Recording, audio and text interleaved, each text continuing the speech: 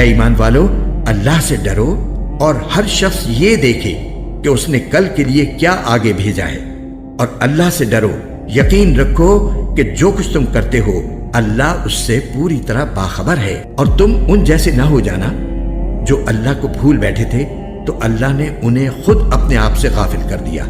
وہی لوگ ہیں جو نافرمان ہیں۔ جنت والے اور دوزخ والے برابر نہیں ہو سکتے۔ جنت والے ہی وہ ہیں جو کامیاب ہیں۔ اگر ہم نے یہ قرآن کسی پہاڑ پر اتارا ہوتا تو تم اسے دیکھتے کہ وہ اللہ کے روب سے جھکا جا رہا ہے اور پھٹا پڑتا ہے۔ اور ہم یہ مثالیں لوگوں کے سامنے اس لیے بیان کرتے ہیں تاکہ وہ غور و فکر سے کام لیں۔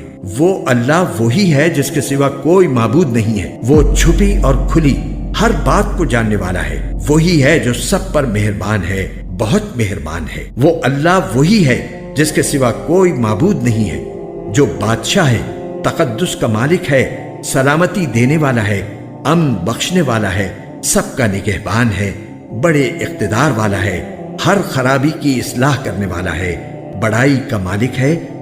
پاک ہے اللہ اس شرک سے جو یہ لوگ کرتے ہیں۔ وہ اللہ وہی ہے جو پیدا کرنے والا ہے، وجود میں لانے والا ہے، صورت بنانے والا ہے۔ اسی کے سب سے اچھے نام ہیں۔ آسمانوں اور زمین میں جتنی چیزیں ہیں وہ اس کی تسبیح کرتی ہیں، اور وہی ہے جو اقتدار کا بھی مالک ہے، حکمت کا بھی مالک۔